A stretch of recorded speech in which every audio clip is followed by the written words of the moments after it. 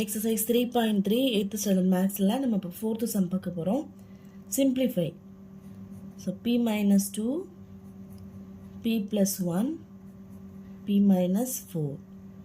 என்ன formula use பண்ண போறோம் அப்படின்னா இது புது formula x plus a, x plus b, x plus c is equal to formula என்ன அப்படின்னா x square plus a plus b plus c into x plus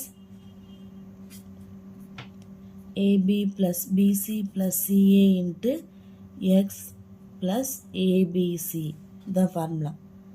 ஓகேவா? ஸோ ஃபார்முலா அப்படி எக்ஸ்பிளைன் பண்ணிடலாம். எக்ஸ் ஸ்கொயர் அப்படின்னா எக்ஸோட வேல்யூ வந்து B.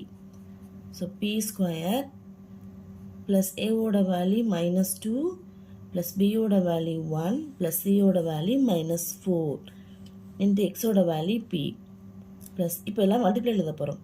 ஏவோட value -2 into 1 plus b ஓட வேல்யூ 1 into c ஓட வேல்யூ -4 plus c ஓட வேல்யூ -4 into a ஓட வேல்யூ -2 into x ஓட வேல்யூ p plus இப்போ மூணுமே மல்டிப்ளை எழுத போகிறோம்.